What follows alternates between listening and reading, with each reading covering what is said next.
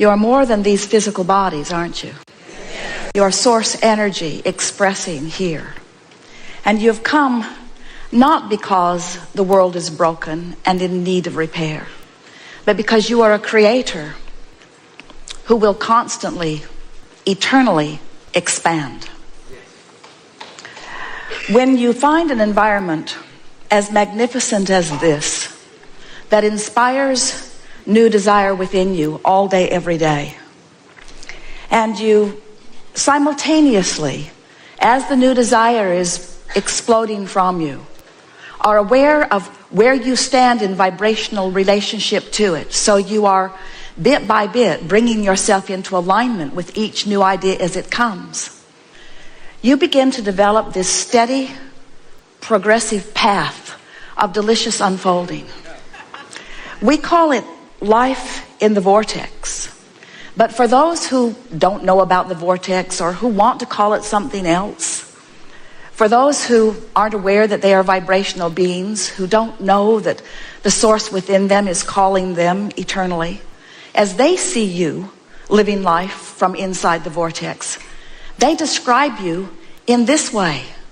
They say, how is it that you barely seem to identify something as something that you would like to participate in, and it moves to you and you move to it? How is that so? As they observe you, they say, how is it that you are so clear-minded that a question occurs, but almost as soon as the question has been formulated within you, the answer begins to come? How is it that the answers are so fast on the heels of your questions? What is up with you, they want to know.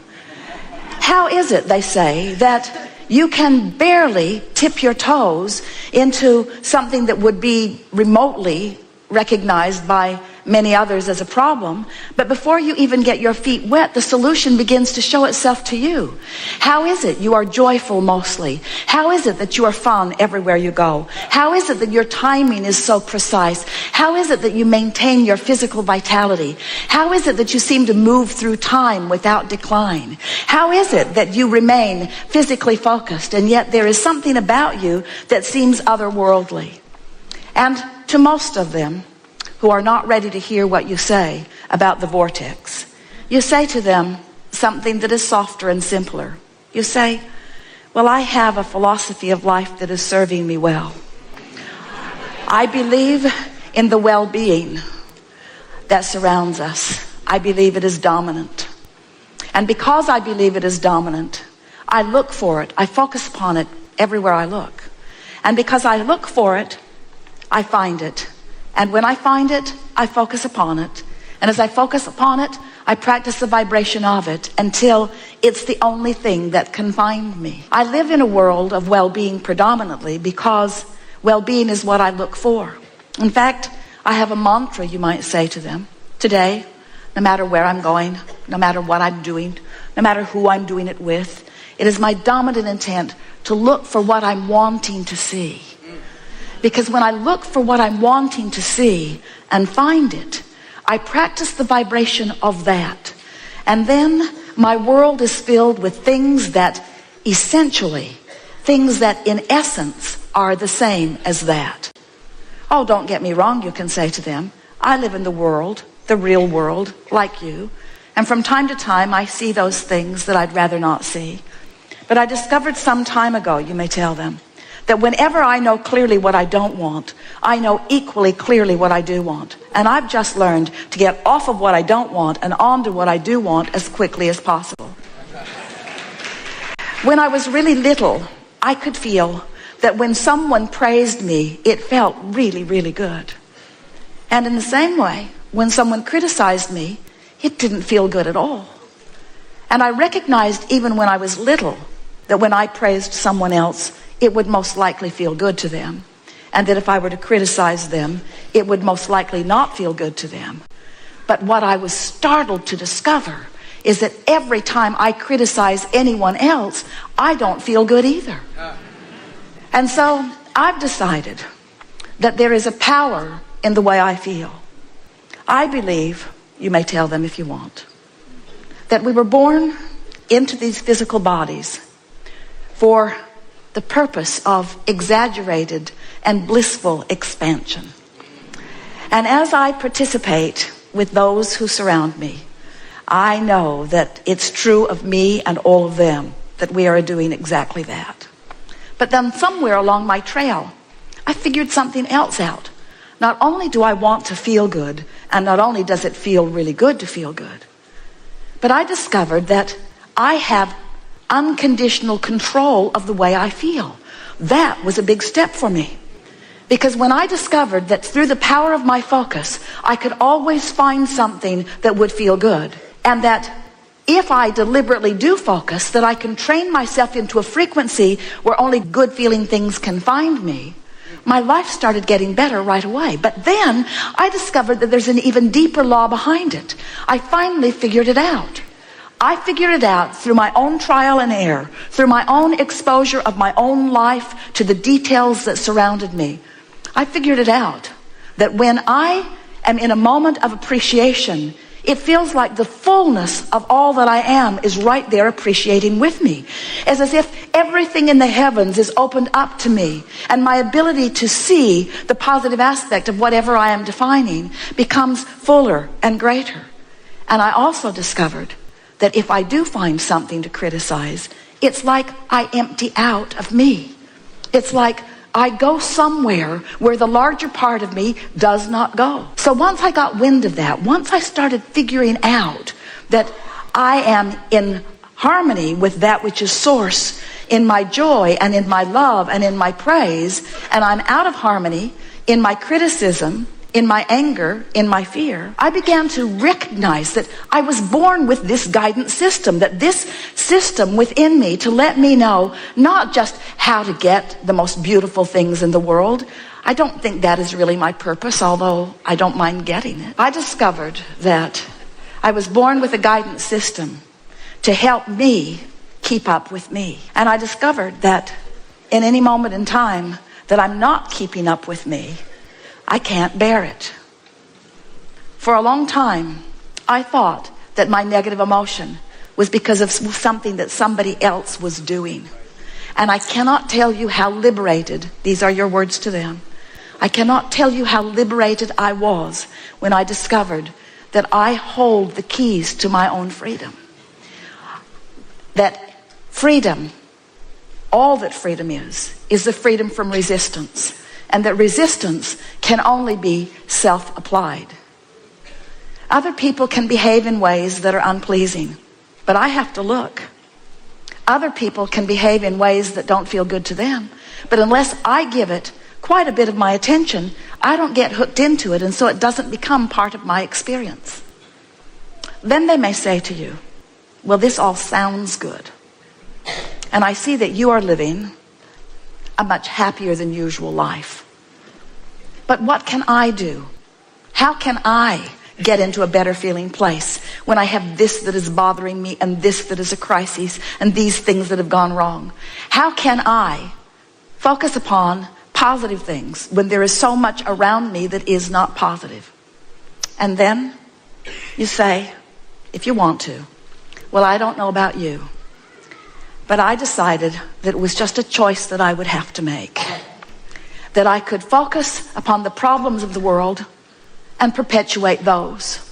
Or I could focus upon the solutions of the world and perpetuate those. And beyond the perpetuation of the solution, I discovered that it feels way better to focus upon the solution than the problem. And so I do it for me, selfishly. I have to tell you, I do it for me. And then they may say to you, oh, I've heard of selfish ones like you. So get yourself into a good feeling place, and then will not look where it does not feel good. How is it that you can put your head in the sand and not notice what's going on in the world?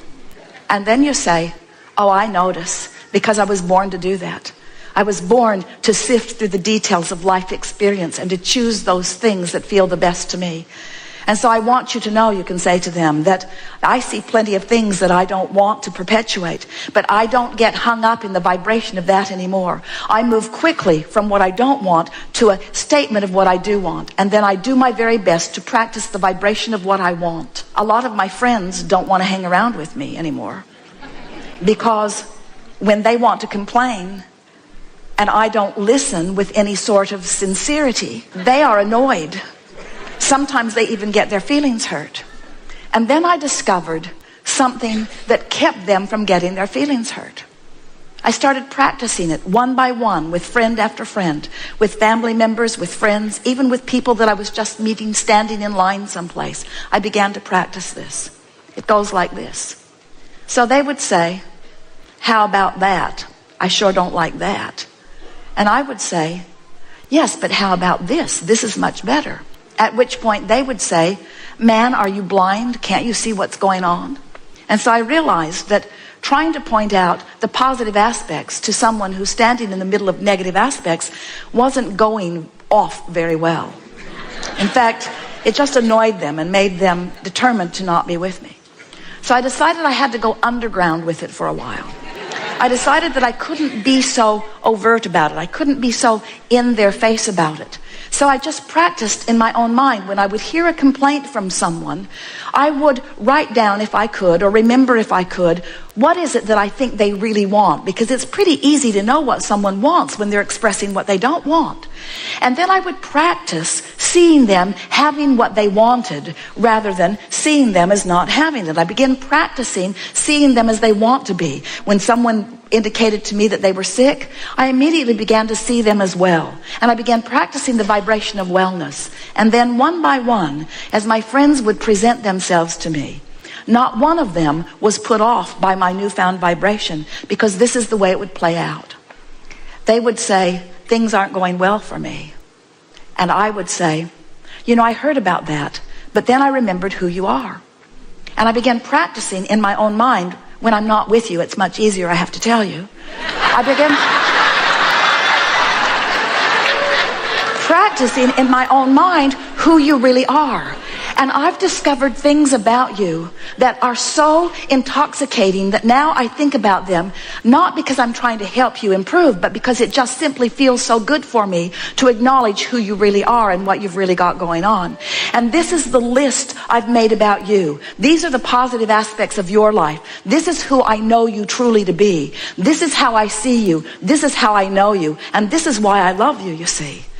It is our promise to you that as you begin practicing the positive aspects of circumstances and events, of governments, of other governments, of political parties, of people that you know, of family members, of your mothers and your fathers and your children, of your friends, of people that you have formerly called your enemies, as you begin to tune yourself to what this time-space reality is helping you to put in your vortex about them. You see, these aren't just people running around annoying you or pleasing you. These are people running around causing you to build a vortex version of you. They are the reason that you are expanding. And so when they are the reason that you're expanding and you look back at their trouble, now you're extra mad at them because first they caused you to expand and now they're holding you back from your expansion. What we want you to realize is that no one can hold you back. There is no assertion in this attraction-based universe. It is all attraction.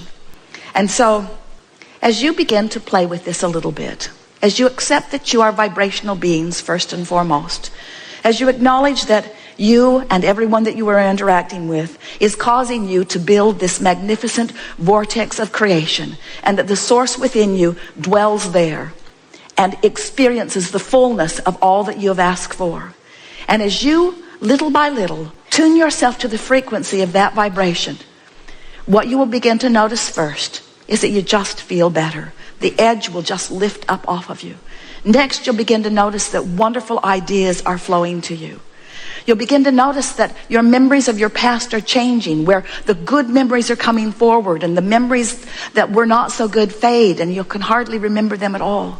You'll begin to notice that people around you are on your vibrational wavelength, you'll begin to notice that you're thinking something and someone right next to you, even somebody that you don't know very well, will verbalize it, and you'll look at them and feel such camaraderie, such harmony, such co-creative connectivity.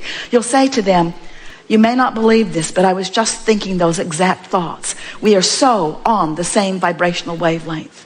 And then not only will the ideas flow, but connections of all kinds will begin to appear in your experience.